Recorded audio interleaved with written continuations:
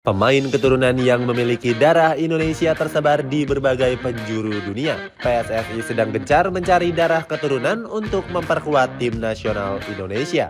Namun beberapa dari mereka enggan berbakti untuk skuad Garuda. Mereka lebih memilih untuk menunggu panggilan dari negara yang peringkatnya lebih tinggi dari Indonesia. Pemain-pemain ini justru nggak dipertimbangkan untuk masuk ke dalam skuad utama. Cetak Gol coba merangkum nasib miris pemain yang tolak tim nasional Indonesia sebagai berikut.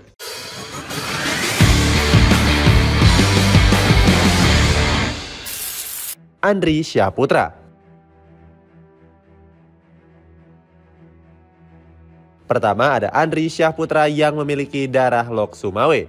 Andri sejak kecil sudah pindah ke Qatar untuk ikut orang tuanya yang kerja di sana. Kemudian Andri mulai menekuni bakat sepak bolanya di Akademi Al Gharafa. Pada tahun 2017 yang lalu, sang pemain mendapatkan tawaran untuk membela tim nasional Indonesia U17 asuhan Indra Syafri. Sayangnya tawaran ini ditolak oleh Andri secara mentah-mentah.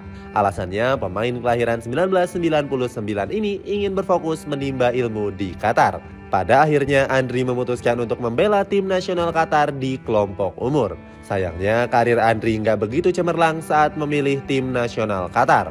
Dirinya sempat dipinggirkan oleh pelatih Bruno Pinheiro di tim nasional U19. Sang pemain saat itu nggak memenuhi kriteria pelatih untuk masuk ke dalam skuad utama. Meskipun begitu, dia sempat membela semua kelompok umur tim nasional Qatar, mulai dari U19, U20 hingga U23. Namun karir sang pemain mulai meredup seiring berjalannya waktu. Di usianya yang sekarang 24 tahun, pemain keturunan Indonesia ini nggak pernah mendapatkan satu kali pun panggilan ke tim nasional senior. Dirinya gagal menunjukkan performa yang gemilang di level klub.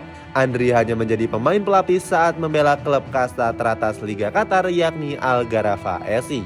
Hingga akhirnya dia memutuskan untuk mencari tantangan baru. Pemain bertinggi 168 cm ini mulai dipinjamkan ke Muatir SC untuk menambah menit bermainnya. Saat itu banyak netizen yang menghujat berita kepindahannya. Salah satu warganet bilang kalau ini merupakan karma Andri yang sudah menolak panggilan Indonesia. Pascal Struijk.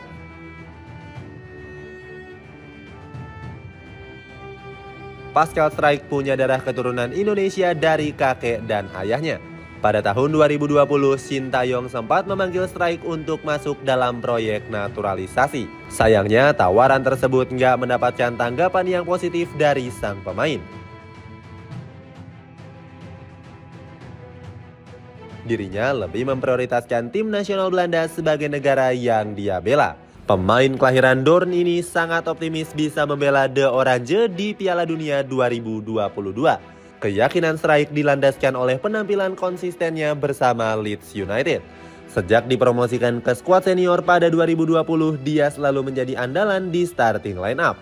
Penampilan gemilangnya sempat membuat Louis van Gaal kepincut. Ex-Ado Den Haag ini masuk dalam skuad sementara De Oranje untuk Piala Dunia 2022. Sayangnya dia gagal mentas setelah kalah saing dengan beberapa nama beken. Mulai dari Virgil van Dijk, Sven Botman, Nathan Ake hingga Stefan de Vrij. Hingga kini nama Struijk belum pernah dipanggil di era baru tim nasional Belanda bersama Ronald Koeman. Alasannya sang bek hanya bermain di Championship bersama Leeds United. Selain itu nasib sial juga menghampiri Struijk di sepanjang musim ini. Pemain 24 tahun itu kehilangan tempat reguler akibat cedera paha yang dialami sejak Desember yang lalu. Selain Indonesia, Struijk juga mengabaikan panggilan dari tim nasional Belgia. Padahal Roberto Martinez yang saat itu masih menjadi pelatih menjanjikan posisi utama kepada sang pemain. Jordi Weerman. Jordi Weerman merupakan nama lain yang menolak tawaran untuk dinaturalisasi. Kepastian ini sempat diucapkan langsung oleh mantan ex-ko PSSI yakni Hassani Abdul Ghani. Hassani bilang kalau Weerman gak ada ketertarikan sedikit pun untuk berseragam merah putih. Pemain kelahiran Den Haag ini masih berharap untuk bisa dipanggil tim nasional Belanda. Hal ini cukup masuk akal karena Weerman memiliki karir yang bagus di skuad Oranje kelompok umur. Sang gelandang mengoleksi 30 pertandingan mulai dari U16, U17, U19 hingga U20. Sayang karirnya mulai mandek saat Wehrmann beranjak dewasa. Pemain 25 tahun ini nggak punya karir yang mentereng di beberapa tahun terakhir. Dirinya hanya membela klub-klub Eropa yang kurang tersohor, mulai dari FC Luzern, FC Dordrecht, ADO Den Haag hingga saat ini membela klub kasta kedua Kroasia NK Vukovar 1991. Jika melihat perkembangan Wehrmann sekarang, dia diprediksi akan sulit untuk menembus skuad utama Belanda. Pasalnya lini tengah pasukan Oranje diisi oleh nama-nama yang mentereng. Sebut saja Tijani Reinders, Xavi Simons, Jorginho Wijnaldum hingga Frenkie de Jong. Jadon Oosterwolde.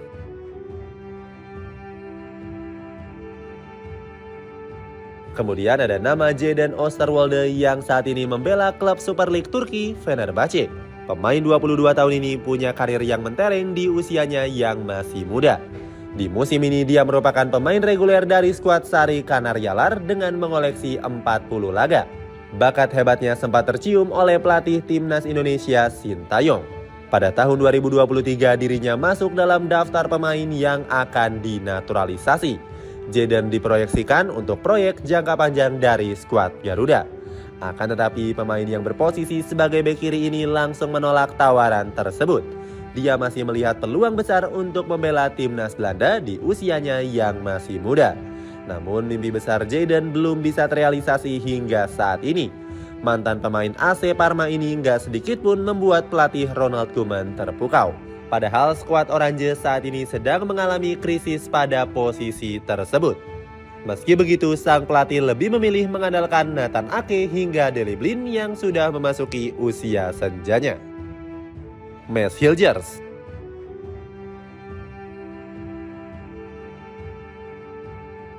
Nama Mads Hilgers baru-baru ini mencuri perhatian netizen Indonesia. Pemain 24 tahun ini tetap memberikan penolakan untuk timnas Indonesia. Alasannya orang tua dari Hilgers nggak memberikan lampu hijau untuk sang pemain membela skuad Garuda. Mereka masih yakin kalau sang anak masih punya peluang besar untuk membela Belanda. Sementara itu, bek FC Twente itu kembali nggak dilirik oleh tim nasional Belanda di jeda internasional bulan Maret. Dirinya kalah bersaing dengan nama-nama mentereng di skuad Oranje. Meskipun begitu, Hilgers tetap bersabar untuk menunggu panggilan dari Ronald Koeman. Jika dilihat dari kedalaman skuad, peluang sang pemain untuk masuk ke dalam skuad utama sangatlah berat. Pasalnya, Belanda saat ini dihuni oleh bek-bek berkualitas dengan usia yang masih matang. Nama-nama yang dimaksud adalah Matthijs de Ligt, Lusratel Gristruida, Nathan Ake, hingga Virgil van Dijk. Mungkin gara-gara hal itu, JITZES memilih keputusan yang berbeda dari Mads Hilgers. Dirinya memutuskan untuk bergabung dengan Indonesia asuhan Sintayong. Selain itu, Bang Jai juga yakin kalau skuad Garuda bisa menembus panggung Piala Dunia. Seandainya saja Hilgers memilih Indonesia, mungkin mimpi itu bisa saja terwujud. Sebab Indonesia akan punya pertahanan kokoh yang diisi keturunan-keturunan Eropa.